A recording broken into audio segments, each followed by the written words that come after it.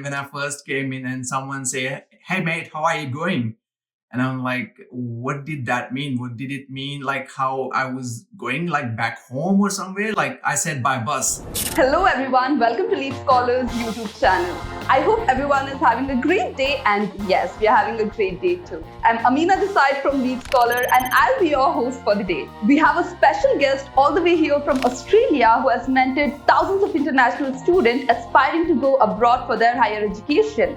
Before we start off, if you haven't already subscribed to our YouTube channel, go ahead and subscribe now. We have Sam Sharma with us here today, and we'll be talking about why choose Australia for higher education. Sam came to Australia in 2006 as an international student and completed with his Masters of Accounting course from Central Queensland University, Melbourne. He did work in the accounting field for a while but did not enjoy it much, so he made a career change and started working as a professor in an international college. Ever since 2010, he has been working in the international education industry as a trainer and has been enjoying the company of international students. He is a self-taught digital marketer who started his own venture named Overseas Students Australia in 2017 to help out the international students know more about study, work and life in Australia. So Sam, without any further ado, let us just get right into it. Sam, firstly, tell us about your college and course. Like, how was it and what was your experience in it? When it comes to university, it's a Central Queensland University was very popular back then with international students, especially students coming from India. It was very popular. So that was one of the things that I could see many Indian students in that university. Okay, so going ahead, we want to know how long have you been in Australia? Just mentioned, I think earlier as well, I came in 2006, November 2006, so it's nearly 16 years. Like, you've been in Australia for such a long time. So what are the challenges that you've faced while moving to Australia? So one of the challenges is obviously homesickness, that you feel you miss your family, you miss your friends, you miss your culture, the people around you. Obviously, when you're landing in a new country, new type of people, new language, and that is another thing that would played a big role. Like obviously, Australians speak English, and Indians generally speak really good English as well. But the way that Australians speak English is quite different to the way we speak.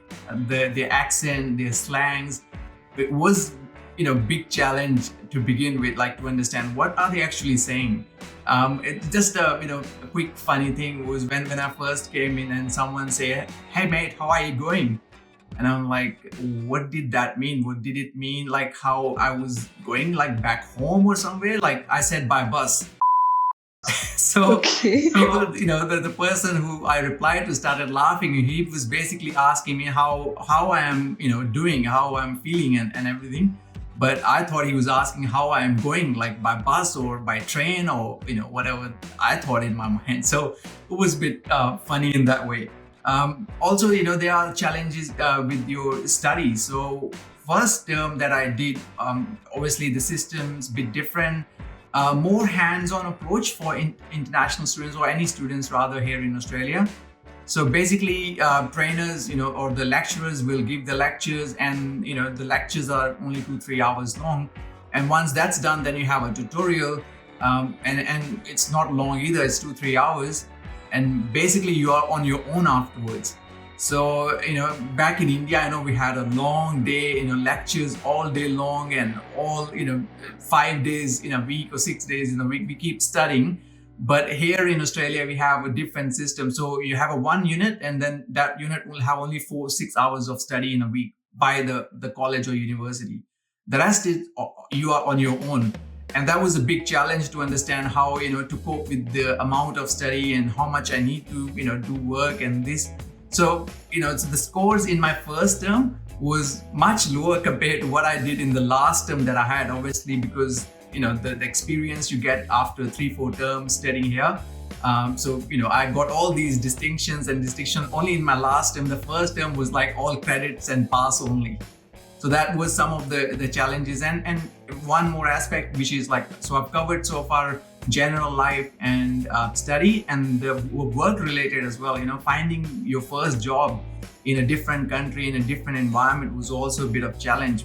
And luckily that challenge was, looked after by a few of my friends who helped me to actually find my first job here in Australia. Otherwise, it was, kind of very difficult to find a job because, you don't understand the work culture. You don't know what, how the things work here, how to find a job. 2006, obviously the internet wasn't that big thing as it is today. You can do lots of research before coming, but it was a bit of, fun times and those challenges. I think some of those challenges still exist. But you can do yourself a bit of preparation. You can prepare research before coming. Can Indian students get scholarship in Australia? So Indian students definitely can get scholarships. There are different types of scholarships available. I'll mention a few of them. The first one is Australia Awards. This is one of those biggest scholarship that Australian government gives to different students from different countries. So with this scholarship, it's fully funded. It means it covers your course fees, it covers your airfares, it covers your insurances, and they even pay you money for your living expenses. Right? So it's a big scholarship. The problem is that sometimes India is in the list and sometimes it's not. Right? Like this year, India was not on the list. Previous year, it wasn't either, but the year before, India was on the list. So what I suggest students to do who are planning to study in Australia, please keep an eye on Australia Awards website. They usually release the information around February, which countries are in the list this year, what sort of things are they going to look after in that scholarship. So that's a big scholarship that's definitely need a mention. Then we have Destination Australia. That's the second big scholarship we have. This scholarship is actually designed for international students to study in regional areas. So they've got around 500 spots each year to the amount of $15,000.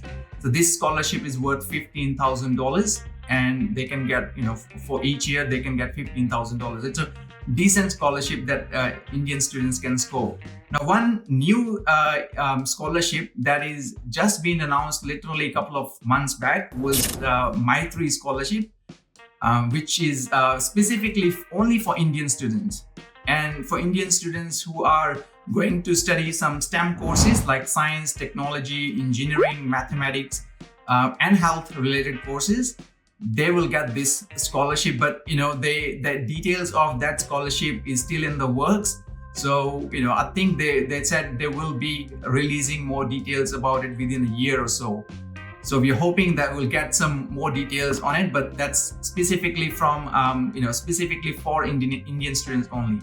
Now, another thing that students should do is research on the website of the university they are planning to study.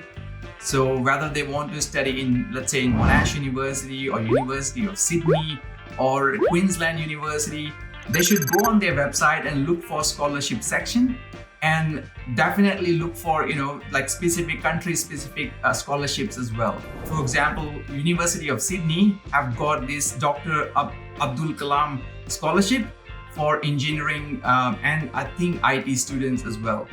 So it's students should definitely look for university-specific scholarships. And my suggestion would be to speak to your consultant as quickly as possible about your scholarship before you lodge your applications, because once the application is lodged, then it is sometimes challenging to get the scholarship from the university. But yeah, before you lodge your application, make sure you speak with your consultant. Tell them what are your expectations and what you would like to if you can apply for a scholarship, definitely apply for that. Thank you so much, Sam, for sharing a lot of information. I think a number of students are going to have a lot of idea about how scholarship works in Australia. According to you, what are the top 3 courses in Australia?